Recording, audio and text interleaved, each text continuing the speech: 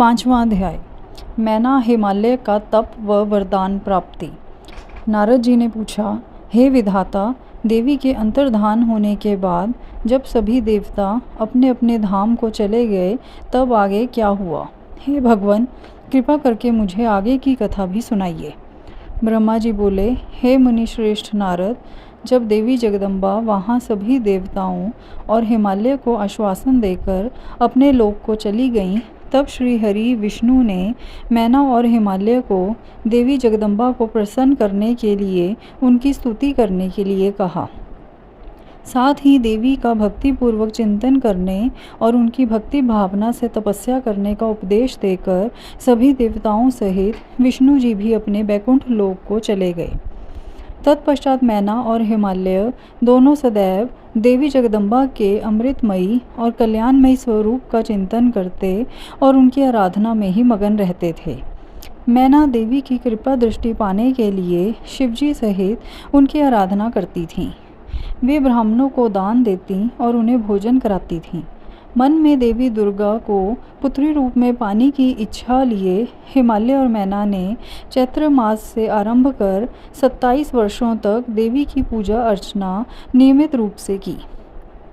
मैना अष्टमी तिथि व्रत रखकर नवमी को लड्डू, खीर, पीठी, श्रृंगार और विभिन्न प्रकार के पुष्पों से उन्हें प्रसन्न करने का प्रयास करती। उन्होंने गंगा के किनारे दुर्गा देवी की मूर्ति बना रखी थी। वे सदैव उसकी नियम से पूजा करती थीं। मैना देवी की निराहार रहकर पूजा करती, कभी जल पीकर कभी हवा से ही व्रत को पूरा करती। 27 वर्षों तक नियम पूर्वक भक्ति भावना से जगदम्बा दुर्गा की आराधना करने के पश्चात वे प्रसन्न हो गईं। तब देवी जगदम्बा ने मैना और हिमालय को अपने साक्षात दर्शन दिए। देवी जगदम्बा बोली, हे गिरिराज हिमालय और महारानी मैना, मैं तुम दोनों की तपस्या से बहुत प्रसन्न हूँ, इसलिए जो तुम्हारी इच्छा हो वह वरदान मांग सकते हो। हे हिमालय प्रिय मैना, तुम्हारी तपस्या और व्रत से मुझे बड़ी प्रसन्नता हुई है, इसलिए मैं तुम्हें मनोवांछित फल प्रदान करूँगी। सो जो इच्छा हो कहो। तब मैना देवी दुर्गा को भक्ति भावना से प्रणाम करके बोली, देवी जगदम्बिके, आपके प्रत्यक्ष दर्शन करके मैं धन्य हो गई।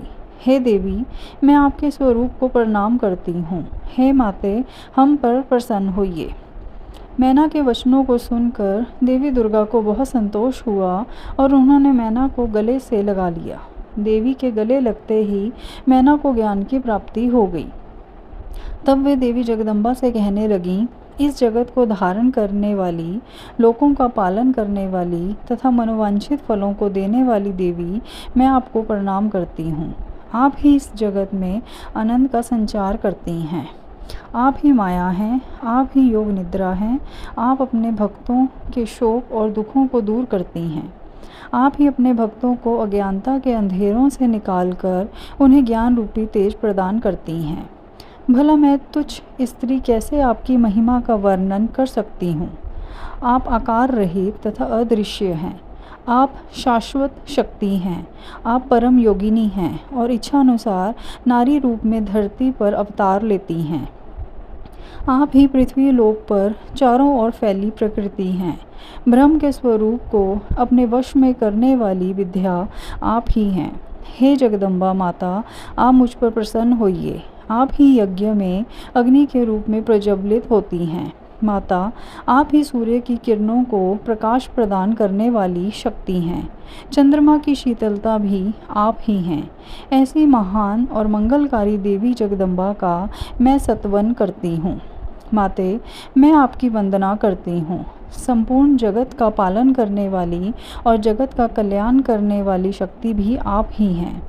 आप ही श्री हरि की माया हैं। हे दुर्गा माँ, आप ही इच्छानुसार रूप धारण करके इस संसार की रचना, पालन और संहार करती हैं।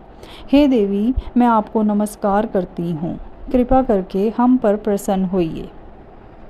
ब्रह्मा जी बोले, हे नारद, मैना द्वारा भक्ति भाव से की गई स्तुति को सुनकर देवी बोली कि मैना, तुम अपना मनोवांछित वर मांग लो।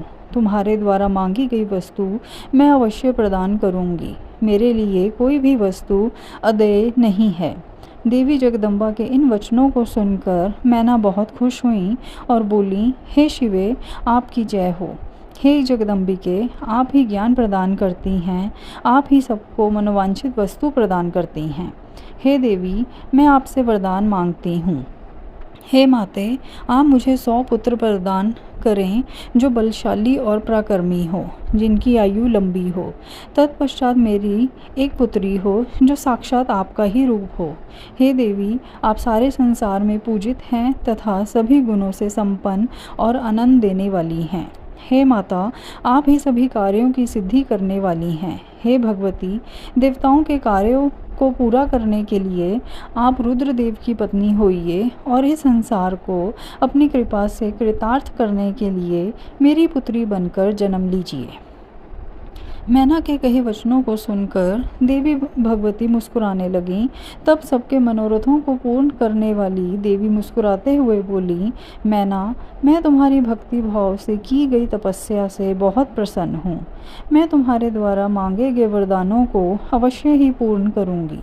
सर्वप्रथम मैं तुम्हें 100 बलशाली पुत्रों की माता होने का वर प्रदान करती हूँ।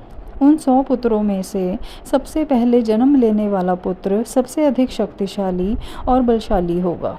तत्पश्चात मैं स्वयं तुम्हारी पुत्री के रूप में तुम्हारे गर्भ से जन्म लूँगी। तब मैं देवताओं के हित का कल्याण करूँगी। ऐसा कहकर जगत जननी परमेश्वरी देवी जगदम्बा वहाँ से अंतर्धान हो गई। तब महेश्वरी से अपने द्वारा मांगा गया अभीष्ट फल पाकर देवी मैना खुशी से झूम उठी। तत्पश्चात वे अपने घर चली गईं। घर जाकर मैना ने अपने पति हिमालय को भी अपनी तपस्या की पूर्णता और वरदानों की प्राप्ति के बारे में बताया, जिसे सुनकर हिमालय बहुत प्रसन्न हुए। तब वे दोनों अपने भाग्य की सराहना करने लगे। तत्पश्चात कुछ समय बाद मैना को गर्भ ठहरा। धीरे धीरे समय व्यतीत होता गया। समय पूर्ण होने पर मैना ने एक पुत्र को जन्म दिया, जिसका नाम मैनाक रखा गया। पुत्र प्राप्ति की सूचना मिलने पर हिमालय हर्ष से उद्वेलित हो गए और उन्होंने अपने नगर में बहुत बड़ा उत्सव किया। इसके बाद हिमालय के यहाँ 99 और पुत्रों ने जन्म लिया। 100 पुत्रों में मैनाक सबसे बड़ा और बलशाली था। उसका विवाह नाग कन्याओं से हुआ। जब इंद्रदेव पर्वतों पर क्रोध करके उनके पंखों को काटने लगे तो मैनाक समुद्र की शरण में चले गए। उस समय पवन देव ने इस कार्य में मैनाक की सहायता की। वहाँ उसकी समुद्र से मित्रता हो गई। मैनाक पर्वत ही अपने बाद प्रकटे सभी पर्वतों में पर्वतराज कहलाता है।